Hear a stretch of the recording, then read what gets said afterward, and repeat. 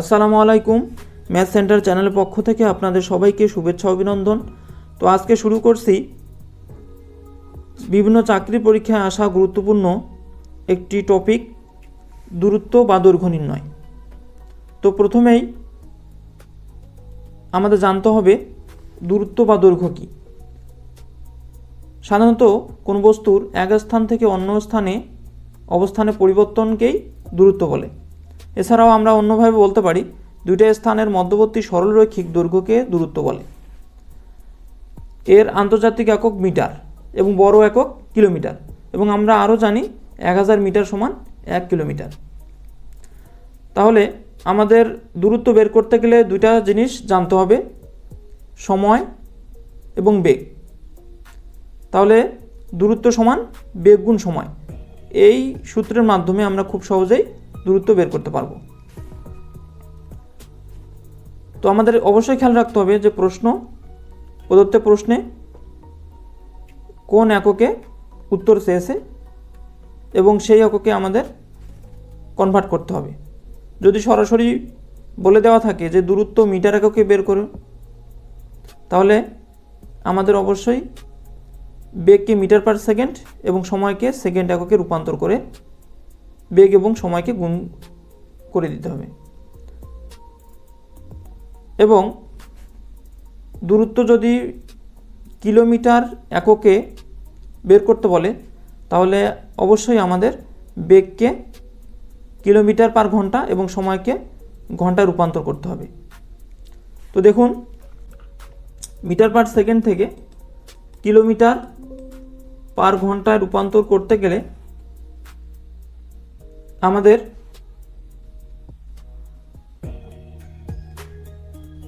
Metre per সেকেন্ডকে 18/5 দ্বারা গুণ করতে হবে। আবার কিলোমিটার পার ঘন্টা থেকে মিটার পার সেকেন্ড করতে গেলে আমাদের 5/18 দ্বারা গুণ করলেই সেটা মিটার পার সেকেন্ডে রূপান্তর হবে। তো চলুন আমরা একটি প্রশ্ন সলভ করি এবং কিভাবে দূরত্ব সমান বেগ গুণ সময় এই সূত্রের মাধ্যমে শর্টকাট টেকনিক ইউজ করে আমরা সমস্যাগুলো সমাধান করতে পারি। তো প্রথমেই একটি প্রশ্ন দেওয়া আছে, একজন মানুষ 5 কিলোমিটার পার ঘন্টা হারে হেঁটে 15 মিনিটের মধ্যে একটি সেতু অতিক্রম করে। সেতুটির দৈর্ঘ্য মিটারে কত? এখানে দেখুন, এখানে কিন্তু উল্লেখ করে দেওয়া আছে যে মিটার এককে। কিলোমিটার এককে থাকলে অবশ্যই আমাদের কিলোমিটার এককে অ্যান্সারটা নির্ণয় করতে হতো। এই প্রশ্নটা এসেছে বিগত পল্লী কর্ম সহায়ক ফাউন্ডেশনের অ্যাসিস্ট্যান্ট ম্যানেজার 2014 সাল। আচ্ছা, তাহলে আমাদের দূরত্ব নির্ণয় করতে গেলে আমাদের যে শর্টকাট সূত্রটা সেটা হলো দূরত্ব সমান বেগ গুণ সময়। আচ্ছা, তাহলে আমাদের এই জায়গায় কিন্তু বেগ, এই প্রথমটা বেগ কোন এককে আছে? কিলোমিটার পার ঘন্টা, কিন্তু আমাদের উত্তর চেয়েছে কিসে? মিটারে। তাহলে অবশ্যই আমাদের বেগটাকে কি করতে হবে? মিটার পার সেকেন্ডে রূপান্তর করতে হবে। এবং সময় দেওয়া আছে মিনিট এককে, সময় কত? 15 মিনিট। তাহলে এটাকে অবশ্যই আমাদের সেকেন্ড এককে করতে হবে। তাহলে আমাদের বেগ কত? বেগ হচ্ছে 5 কিলোমিটার পার ঘন্টা। সময় কত? 15 মিনিট। কিন্তু এটা তো আমাদের গুণ করে দিলে হবে না, কারণ এটা কিলোমিটার পার ঘন্টা এবং মিনিট এককে আছে সময়টা। তাহলে অবশ্যই আমাদের কিলোমিটার থেকে মিটার পার সেকেন্ডে করতে হবে। তো আমরা এখানে একটু খেয়াল করি, এখানে কি লেখা ছিল যে কিলোমিটার থেকে মিটার পার সেকেন্ড করতে গেলে 5/18 দ্বারা গুণ করতে হবে। তাহলে অবশ্যই আমাদের এটাকে আমরা যেহেতু মিটার পার সেকেন্ড রূপান্তর করব, এজন্য আমরা 5কে 5/18 দ্বারা গুণ করলে আমাদের মিটার পার সেকেন্ডে রূপান্তর হয়ে যাবে। তাহলে এটাকে আমরা লিখতে পারি metre per second, metre per second. এবং মিনিটকে অবশ্যই সেকেন্ডে রূপান্তর করতে হবে। আমরা জানি 1 মিনিট সমান 60 সেকেন্ড, তাহলে 15 মিনিট সমান কত হবে? 15 গুণ 60 সেকেন্ড। অর্থাৎ এই দুইটা এখন গুণ করো, অর্থাৎ সংখ্যাগুলো আমরা যদি এইভাবে লিখি, এককগুলো বাদ দিয়ে, তাহলে যে গুণফলটা হবে সেটাই আমাদের নির্ণয় উত্তর হবে। তাহলে এটা গুণ করলে পরে আপনাদের 1250 মিটার। তাহলে আমাদের অ্যান্সার হলো ঘ। আর একটি প্রশ্ন লক্ষ্য করা যাক। ঢাকা থেকে টাঙ্গাইলের দূরত্ব 45 মাইল। করিম ঘন্টায় 3 মাইল বেগে হাঁটে এবং রহিম ঘন্টায় 4 মাইল বেগে হাঁটে। করিম ঢাকা থেকে রওনা হওয়ার 1 ঘন্টা পর রহিম টাঙ্গাইল থেকে রওনা হয়েছে। রহিম কত মাইল হাঁটার পর করিমের সাথে দেখা হবে? অর্থাৎ এরা কিন্তু বিপরীত দিক থেকে রওনা দিয়েছে, একজন ঢাকা থেকে এবং একজন টাঙ্গাইল থেকে। তো আমাদের এটা সলভ করতে গেলে আমি যদি এইভাবে চিন্তা করি, দুইটা পয়েন্ট, এখানে ডি ঢাকা এবং টিতে টাঙ্গাইল। এখন বলছে যে করিম ঘন্টায় 3 মাইল বেগে হাঁটে এবং রহিম ঘন্টায় 4 মাইল বেগে, অর্থাৎ এখানে বেগ বেশি কার? রহিমের। করিম ঢাকা থেকে রওনা হওয়ার 1 ঘন্টা পর, অর্থাৎ করিম আগে রওনা দেয় ঢাকা থেকে। তাহলে করিম কে দিয়ে? করিম। করিম ঢাকা থেকে টাঙ্গাইলের দিকে রওনা হয়, এদিকে। এবং 1 ঘন্টা পর রহিম টাঙ্গাইল থেকে রওনা হয়েছে, অর্থাৎ এর যাত্রার 1 ঘন্টা পর রহিম টাঙ্গাইল থেকে রওনা হয়েছে ঢাকার দিকে। বলছে রহিম কত মাইল হাঁটার পর করিমের সাথে দেখা হবে, অর্থাৎ তাদের রহিম কত মাইল, মানে এদিকে আসার কত দূরত্ব অতিক্রম করার পর তারা একসাথে মিলিত হবে, সেটা বের করতে বলছে। তো এজন্য আমরা এটাকে এভাবে লিখতে পারি, করিম 1 ঘন্টায় যায়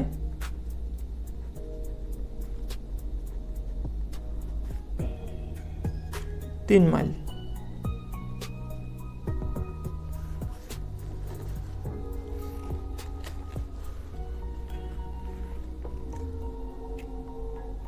অতএব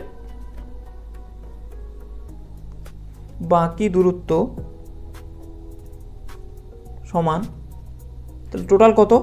45। তাহলে অতিক্রম 1 ঘন্টায় গেছে কত? 3 মাইল। তাহলে বাকি দূরত্ব কত হবে? 45 মাইনাস 3 মাইল সমান 42 মাইল। আচ্ছা, তাহলে আমরা যদি চিন্তা করি যে করিম ও রহিম 1 ঘন্টায় যায়,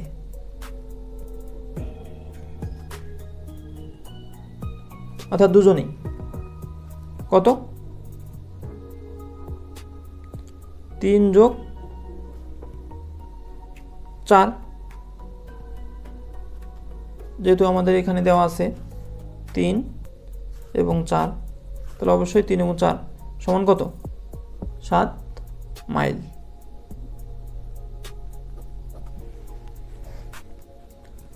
অতএব দুজনে যেতে কত সময় লাগবে? যেতে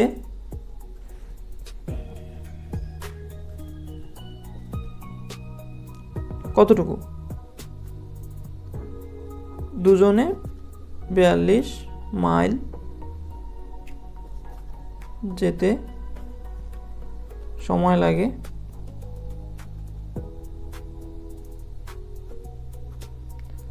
42 42/7 সমান 6 ঘন্টা।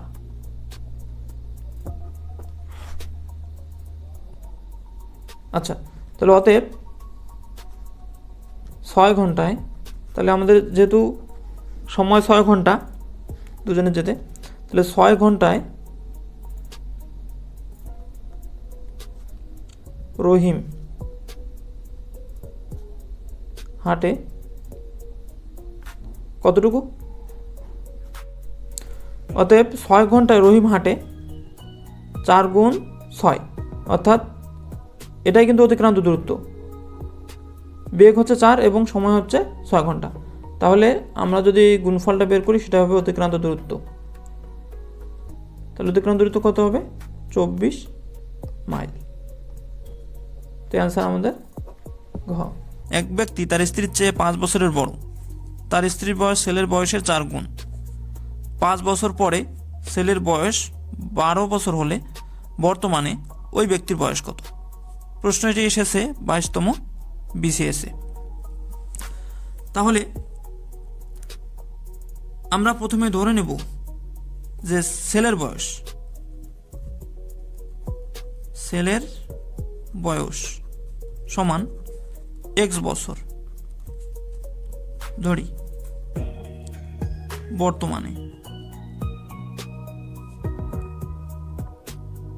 বর্তমানে ছেলের বয়স x বছর। এখন বলছে যে 5 বছর পরে ছেলের বয়স হবে 12, তাহলে কি হবে? শর্তটা কি দাঁড়াচ্ছে? x + 5 সমান হবে 12। তাহলে আমরা এখানে কিন্তু খুব সহজে x এর মানটা বের করতে পারতেছি। তাহলে x এর মান কত হবে? 12 - 5, তাহলে বিয়োগফল হবে 7। অর্থাৎ 5 বছর পরে যদি ছেলের বয়স 12 বছর হয় তাহলে বর্তমানে ছেলের বয়স 7 বছর। এখন বলছে যে স্ত্রীর বয়স ছেলের বয়সের 4 গুণ। তাহলে স্ত্রীর বয়স সমান কত হবে?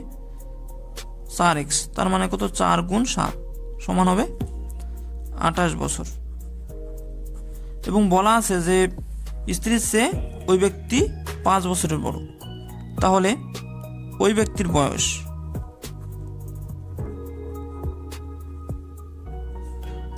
বয়স কত হবে? 28 + 5, তাহলে যোগ করলে হবে 33। তাহলে ওই ব্যক্তির বয়স হবে 33 বছর। তাহলে অ্যান্সার হবে খ।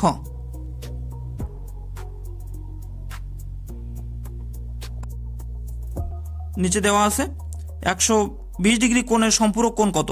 নিশ্চয়ই আপনারা এটা বলতে পারবেন। জাস্ট 180 থেকে বিয়োগ করে দেব। যদি সম্পূরক কোণ বলে দেওয়া থাকে তাহলে জাস্ট 180 ডিগ্রি থেকে যে কোণটা দেওয়া থাকবে সেটা বিয়োগ দেব। তাহলে এখানে 180 থেকে যদি আমরা 120 বাদ দেই তাহলে আমাদের অ্যান্সার হবে 60 ডিগ্রি। তাহলে জাস্ট আমরা ম্যাথ এভাবে করবো না, জাস্ট সরাসরি লিখে দেব যে 180 থেকে 120 ডিগ্রি বাদ, তাহলে অ্যান্সার হলো 60 ডিগ্রি।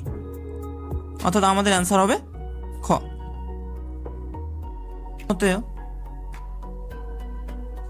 আমরা একটি প্রশ্ন লক্ষ্য করি।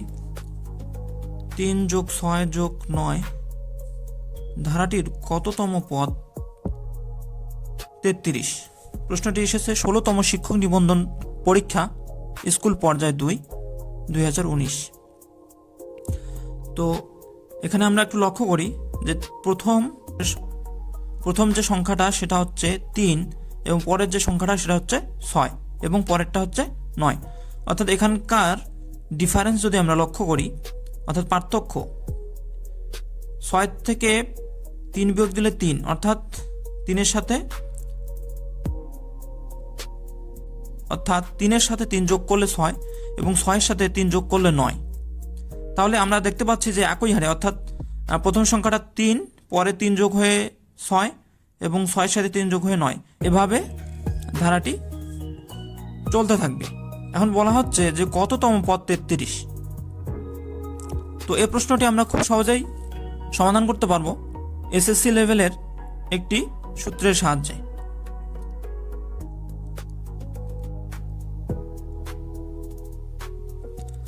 অর্থাৎ n-তম পদের সূত্রের সাহায্যে আমরা খুব সহজেই প্রশ্নটি সলভ করতে পারবো। তো আমরা লিখতে পারি n-তম পদ সমান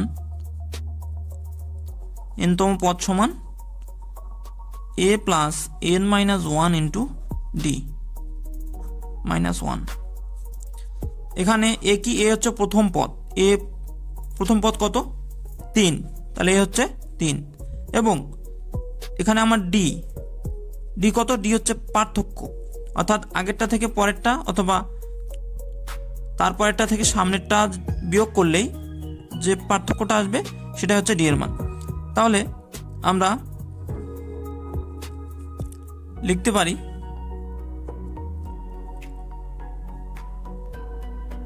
অর্থাৎ ডি এর মান বের করার জন্য পরেরটা থেকে আগের যে সংখ্যাটা সেটা বাদ দিলেই আমাদের পার্থক্য বের হয়ে আসবে। কারণ 9 থেকে 6 বিয়োগ দিল 3 এবং 6 থেকে 3 বিয়োগ দিল 3 থাকবে, অর্থাৎ আমাদের পার্থক্য আমরা যে কোনোটা লিখতে পারি 6 মাইনাস 3 সমান 3। তাহলে আমরা জাস্ট এখন মানগুলো বসাই দিয়ে ক্যালকুলেশন করব। এখন বলে দেওয়া আছে যে কততম পদ? 33, তাহলে n-তম পদ চাই 33, তাহলে এখান থেকে আমাদের n এর মানটা বের করতে হবে। তাহলে n-তম পদ দেওয়া আছে কত? 33 সমান প্রথম পদ কত? 3 যোগ n মাইনাস 1, ডি এর মান কত? 3। তো আমরা এখানে ক্যালকুলেশন করে ফেলবো। তাহলে 3 যোগ 3 এর সাথে n গুণ করলে 3n এবং 3 এর সাথে মাইনাস 1 গুণ করলে মাইনাস 3, অর্থাৎ আমরা এখানে লিখতে পারি 33 সমান এটা কেটে যায় অর্থাৎ 3n, বা আমরা এখানে 3n সামনে লিখে 33টাকে পরে লিখে এভাবে লিখতে পারি। এবং n সমান কত তাহলে হবে? 33 ভাগ এই 3টা এদিকে ভাগ হয়ে যাবে, তাহলে কত হবে? 11, অর্থাৎ 33কে 3 দ্বারা ভাগ করলে 11, তাহলে আমাদের অ্যান্সার হবে গ। এই প্রশ্নগুলো যারা সলভ করতে পারেন তারা ভিডিওটি স্কিপ করতে পারেন, আর যারা জানেন না তারা ভিডিওটা শুরু থেকেই দেখবেন। ভিডিওটি ভালো লাগলে অবশ্যই শেয়ার করবেন, লাইক করবেন, কমেন্ট করবেন এবং সাবস্ক্রাইব করবেন। তো অপর আরেকটি প্রশ্ন আমরা লক্ষ্য করি।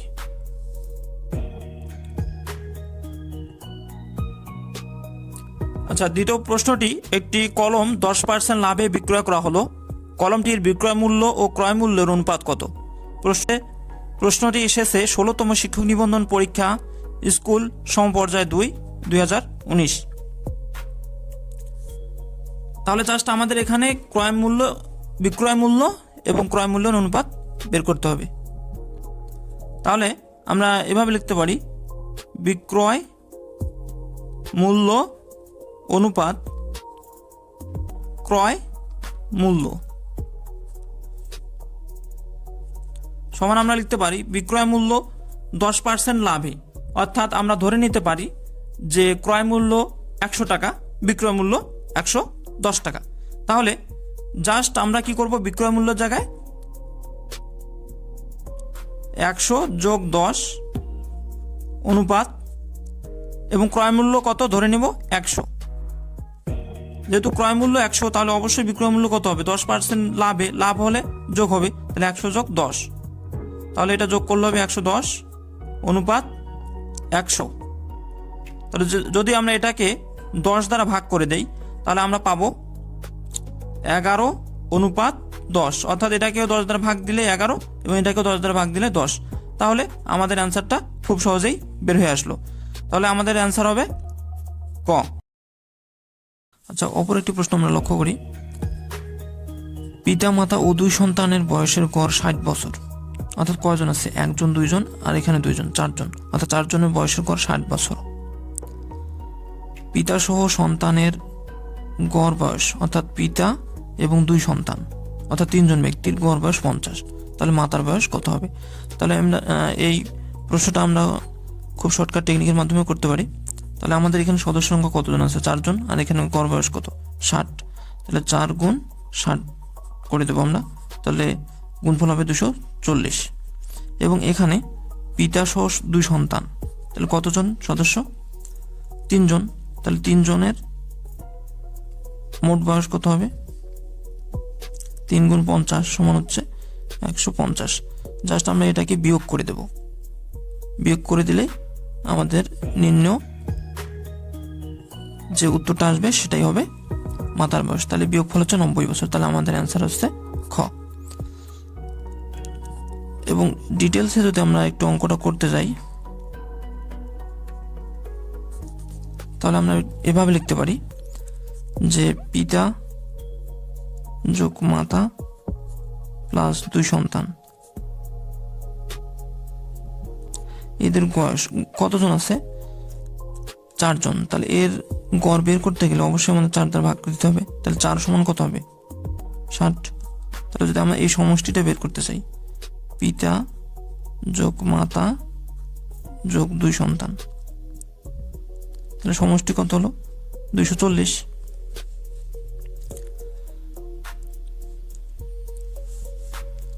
তাহলে আমরা আরো লিখতে পারি পিতা সহ সন্তানের গড় বয়স। তাহলে পিতা যোগ 2 সন্তান, তাহলে এখানে কতজন আছে? 3 জন। তাহলে এদের গড় বয়স যদি বের করতে চাই, তাহলে পিতা এবং 2 সন্তানের বয়সকে যদি আমরা 3 দ্বারা ভাগ দিই, তাহলে ভাগফলটা হবে গড় বয়স। তাহলে আমাদের গড় বয়স কত দেওয়া আছে 3 জনের? 50 বছর। তাহলে এটা সময় আমরা লিখবো 50 বছর। তাহলে পিতা প্লাস 2 সন্তান, এর মোট বয়স কত হবে? 3 গুণ 50 সমান কত? 150। তো দেখুন এখানে পিতা মাতা এবং 2 সন্তান আছে। তাহলে আমরা যদি পিতা এবং সন্তানের 150 বসাই দেই, তাহলে 150 যোগ এখানে 150 যোগ মাতা সমান 240। তাহলে আমরা এখানে মাতা সমান কত পাই? মাতা সমান লেখা যায় 240 মানে 150 সমান 90 বছর, অর্থাৎ মাতার বয়স 90 বছর। অর্থাৎ এভাবে আমরা কিন্তু শর্টকাট এবং ডিটেলসও ম্যাথটা করতে পারি। তো ভিডিওটি ভালো লাগলে অবশ্যই লাইক করবেন, কমেন্ট করবেন এবং সাবস্ক্রাইব করবেন এবং বেশি বেশি শেয়ার করবেন।